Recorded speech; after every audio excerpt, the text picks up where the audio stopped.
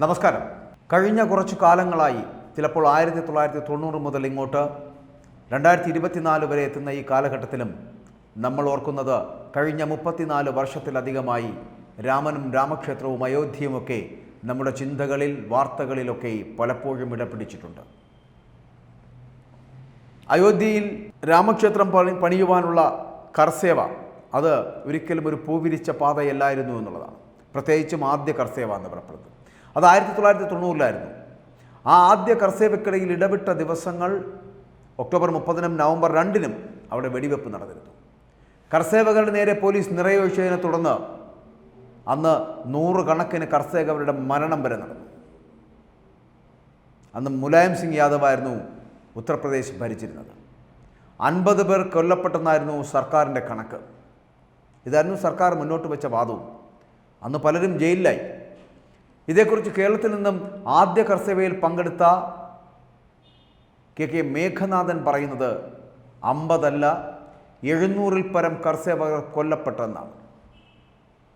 അയോധ്യ ക്ഷേത്രത്തിനുള്ള കർസേവക്കിടയിൽ വെടിയേറ്റ് കൊല്ലപ്പെട്ട ഏകദേശം 720ഓളം കർസേവകരുടെ ശവശരീരങ്ങൾ അത് സരയൂ നദിയിൽ ഒഴുകി നടന്നിരുന്നു എന്നാണ് അദ്ദേഹം പറയുന്നത്. പിന്നീടത് തിരക്കിട്ട് സർക്കാർ നീക്കം ചെയ്യുന്നുണ്ടായിരുന്നു എന്നുകൂടി അദ്ദേഹം ഓർമ്മിപ്പിക്കുന്നു. അദ്ദേഹം ഒരു സ്വകാര്യ ചാനലിന്, ഒരു ലോക്കൽ ചാനലിന് നൽകിയ അഭിമുഖത്തിലാണ് മേഘനാഥൻ ഇത്തരത്തിലുള്ള വാദങ്ങൾ ഉയർത്തുന്നതും അദ്ദേഹം പറയുന്നതുമൊക്കെ. കാരണം കർസേവ കഴിഞ്ഞ് മടങ്ങി വരുമ്പോൾ തങ്ങൾ ഝാൻസിയിലെത്തിയപ്പോൾ അവിടെ ഒരു യുദ്ധക്കളം പോലെയായിരുന്നു എന്നാണ് അദ്ദേഹം പറയുന്നത്. അവിടെയും വെടിവെപ്പ് നടത്തിയിരുന്നു. അന്ന് അവിടെ ഏകദേശം 3 പേർ കൊല്ലപ്പെട്ടിരുന്നു. അപ്പോഴാണ് ഇത്രയും വലിയ പ്രശ്നം നടന്നതായി നമുക്കറിയാൻ കഴിയുന്നത് എന്ന് കൂടിയാണ് അദ്ദേഹം ഓർമ്മിക്കുന്നത്. ഒരു പക്ഷിക്കും അയോധ്യയിലേക്ക് പറക്കാൻ കഴിയില്ല എന്ന് അന്നത്തെ വളരെ ശക്തനായ മുഖ്യമന്ത്രിയായിരുന്ന മുലായം സിംഗ് യാദവ് പ്രഖ്യാപിച്ചിരുന്നു. ബാബറി മസ്ജിദ് നിലകൊള്ളുന്ന പ്രദേശം കനത്ത ബന്ദോബസ്തിലായിരുന്നു എന്നുള്ള കാര്യത്തിൽ സംശയമില്ല. അത് നമ്മൾ അറിഞ്ഞതാണ്, കണ്ടുകേട്ടതാണ്. അദ്വാനിയുടെ രഥയാത്ര അവസാനിച്ച ഉടൻ വിശ്വ ഹിന്ദു പരിഷത്താണ് ഈ കർസേവകരെയൊക്കെ കൂട്ടിച്ചേർത്തുകൊണ്ട് അയോധ്യയിലേക്ക് അന്ന് നയിച്ചത്. ഇവർക്കെതിരെ മുലായം സിംഗിൻ്റെ പോലീസ് വെടിവെക്കുകയായിരുന്നു. ഈ വെടിവെപ്പിലാണ് 100 കണക്കിന് കർസേവകർ അന്ന് കൊല്ലപ്പെട്ടത്. 1990-ലെ കർസേവയിൽ പങ്കെടുത്തിട്ടുള്ള പലരും ഇന്നും ജീവിച്ചിരിപ്പുണ്ട്. ആ കർസേവക്കിടയിൽ ജയിലിലാകിയ പലരും ഉണ്ടായിരുന്നു.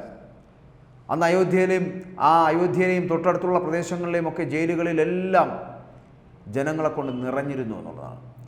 ജയിലില്ലാത്തതിനാൽ അവിടെയുള്ള റാണ രഞ്ജിത് സിംഗ് കോളേജിനെ ജയിലാക്കി മാറ്റുകയായിരുന്നു.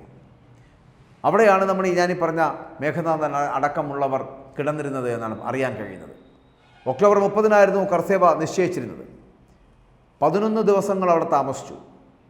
അന്ന് അയോധ്യയിലെ മുസ്ലിം കച്ചവടക്കാർ വരെ ബിസ്ക്കറ്റും മറ്റും വാങ്ങുമ്പോൾ ഡിസ്കൗണ്ട് തന്നിരുന്നതായിട്ട് വരെ അതുമായി ബന്ധപ്പെട്ട് കർസേവ നടത്താൻ പോയ കർസേവകർ ഇന്നും ഓർക്കുന്നുണ്ട്.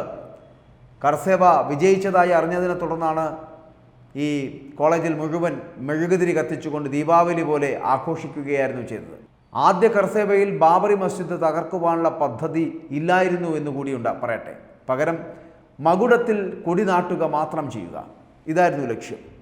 പക്ഷേ ആദ്യ കർസേവ കഴിഞ്ഞ 2 വർഷങ്ങൾക്ക് ശേഷമാണ് രണ്ടാമത്തെ കർസേവ നടന്നത്. അതായത് 1992-ൽ. അന്നാണ് ബാബറി മസ്ജിദ് തകർക്കപ്പെട്ടത്.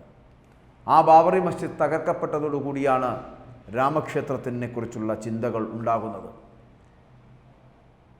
ആയിരക്കണക്കിന് പേർ ജയിലറകളിലേക്ക് പോവുകയും 100ഓളം പേർ മരണത്തിന് കീഴടങ്ങുകയും ഒട്ടനവധി പേരുടെ ജീവനും ജീവിതവും രക്തവും വരെ ചീന്തിയ ഒരു സമരവുമായിരുന്നു കർസേവ എന്ന് പറയുന്നത്. ആ കർസേവയിൽ പങ്കെടുത്തവർ ഇന്ന് നിർനിമേഷരാണ്, ഹൃദയം കൊണ്ട് ഉത്സാഹവാന്മാരാണ്. അവരിന്ന് സന്തോഷിക്കുകയാണ്. കാരണം അവരെന്ന് എന്തിനു വേണ്ടിയാണോ ബാബറി മസ്ജിദിൻ്റെ മകുടം തകർത്തത്, ആ തകർന്നു വീഴപ്പെട്ടത് ബാബറി മസ്ജിദ് ആയിരുന്നുവെങ്കിലും ഉയർന്നു പൊങ്ങാനുണ്ടായിരുന്നത് രാമക്ഷേത്രമായിരുന്നു. ആ രാമക്ഷേത്രം പൂർണ്ണസ്ഥിതിയിലേക്ക് എത്തപ്പെടുന്നു, അവിടെ പ്രാണപ്രതിഷ്ഠ നടത്താൻ പോകുന്നു എന്നുള്ളത് കൊണ്ട് തന്നെ 1990-ൽ കർസേവ നടത്തിയവരടക്കം ഇന്ന് ജീവിച്ചിരിപ്പുണ്ട് പലരും. അവരുടെയൊക്കെ മനസ്സുകളിൽ കുളിരുകോരുകയാണ്. രാമക്ഷേത്രം എന്ന് പറയപ്പെടുന്ന വികാരമുണ്ടാവുകയാണ്.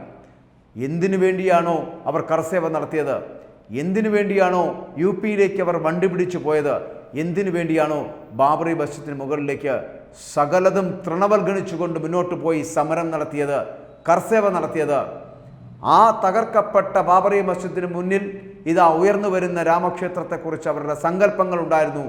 ആ സങ്കല്പങ്ങളുടെ യാഥാർത്ഥ്യമാണ് ജനുവരി 22 നടക്കാൻ പോകുന്നത്. ആ യാഥാർത്ഥ്യത്തിലേക്ക് എത്തുമ്പോൾ കർസേവ നടന്നവരുടെ മനസ്സുകളിൽ കർമ്മം ചെയ്തു എന്നുള്ള പുണ്യമാണ് മനസ്സിൽ. ഓർമ്മപ്പെടുത്തലുകളായി അവരിന്നും അതിനെക്കുറിച്ച്, കർസേവയുടെ നാളുകളെക്കുറിച്ച് ഓർത്തുകൊണ്ടേയിരിക്കുന്നു.